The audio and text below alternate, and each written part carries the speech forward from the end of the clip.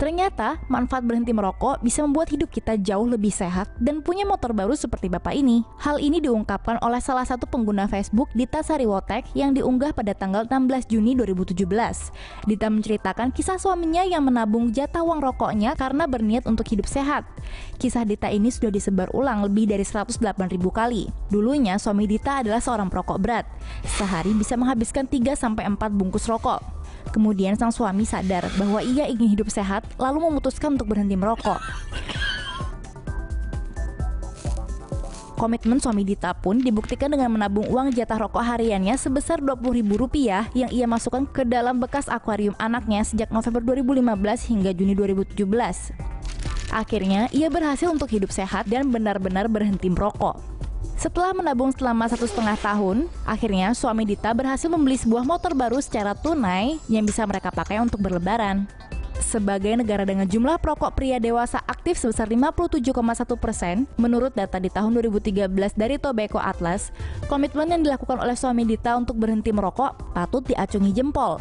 Jadi bagaimana berhenti merokok bisa membuat Anda hidup lebih sehat dan bisa jadi punya motor baru?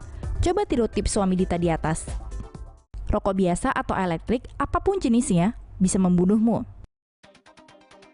Ahli bedah umum Amerika mengklaim rokok elektrik berbahaya bagi remaja. Para dokter ahli telah menyerukan untuk menindak penggunaan rokok elektrik pada kalangan anak muda dan merilis sebuah laporan yang menekankan efek berbahayanya. Rokok elektrik telah disebut-sebut sebagai alternatif yang sehat untuk rokok biasa, yang menghasilkan tar dan karbon monoksida melalui pembakaran. Hal ini adalah bentuk merokok yang paling umum digunakan di kalangan kaum muda saat ini. 900% peningkatan dilaporkan di antara siswa sekolah menengah dan di antara tahun 2011 dan 2015. Tetapi rokok elektrik masih mengandung obat nikotin. Ketika otak remaja yang sedang berkembang terkena nikotin, mereka lebih rentan terhadap kecanduan, gangguan mood, dan kontrol impuls yang lebih rendah. Beberapa berkata rokok elektrik adalah pintu gerbang ke produk tembakau lainnya, dengan beberapa bukti menyatakan mungkin dapat merambah alkohol dan obat terlarang. Bekas aerosol yang dilepaskan ke udara juga telah ditemukan mengandung bahan kimia penyebab kanker berbahaya. FDA telah membatasi penjualan perangkat untuk anak-anak di bawah 18. Tapi para ahli bedah umum Amerika percaya tindakan lebih lanjut tetap diperlukan. Ia menyerukan larangan menggunakan rokok elektrik, kenaikan pajak dan harga, dan regulasi praktik pemasaran yang menargetkan kaum muda. Colorado Springs, Colorado, rokok elektrik meledakkan leher seorang pria. Cordero Caples, 29 tahun, menderita luka serius ketika rokok elektriknya meledak di wajahnya. Pada hari Jumat, Caples penduduk kelahiran Memphis, Colorado Springs sedang istirahat menikmati rokoknya di tempat kerja. Rokok elektronik telah dikenal akan meledak jika kekuatan baterai tidak cocok dengan kumparan yang memanas untuk menguapkan cairan. Dan tampaknya itulah yang terjadi pada Caples. Rokok elektriknya mengalami kerusakan dan meledak merusak giginya dan tulang wajahnya patah. Rokok elektrik memiliki beberapa bagian yang kadang-kadang dijual secara terpisah dan jika penggunaannya tidak cerdas itu bisa mengakibatkan masalah. Caples dibawa ke rumah sakit Memorial dalam kondisi kritis. Dia menjalani operasi tulang belakang pada hari Minggu dan dilaporkan kondisinya semakin membaik. Lembaran GoFundMe telah dimulai oleh adiknya untuk membayar biaya medis.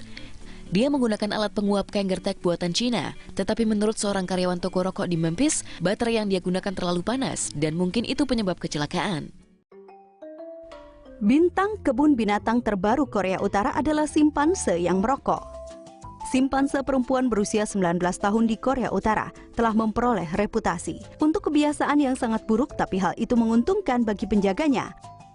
Wartawan dari Associated Press mengunjungi kebun binatang sentral di Pyongyang pada 19 Oktober. Foto kera merokok di antara banyak acara media lainnya dimasukkan di Hermit Kingdom pada minggu lalu.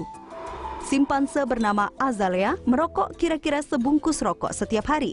Tapi dari mana ia dapatkan rokok? Biasanya dari anggota penonton, sangat bersedia untuk memberi beberapa batang rokok untuk melihat aksinya. Seorang pelatih meneriakkan petunjuk dan membuat gerakan tangan pada Azalea. Pelatih kemudian melemparkan korek kepadanya dan dia menyalakannya sendiri. Di sebuah negara di mana hak asasi manusia tidak benar-benar dipedulikan, tidak mengherankan bahwa kesejahteraan hewan tidak diperhatikan. Pada tahun 2014, sang perkasa dan maha kuasa Kim Jong-un memerintahkan untuk mengupgrade kebun binatang sentral. Salah satunya berupaya untuk mendirikan bangunan yang lebih menakjubkan, kontemporer, dan pusat rekreasi. Korea Utara, di mana hal-hal yang mengerikan terjadi pada makhluk-makhluk yang tidak bersalah. rokok yang Anda hisap bisa jadi adalah produk dari tenaga kerja anak. Menurut laporan Human Rights Watch yang dikeluarkan pada hari Rabu, ribuan anak-anak terkena pestisida dan nikotin karena mereka bekerja di industri tembakau di Indonesia, yang merupakan perusahaan terbesar kelima di dunia.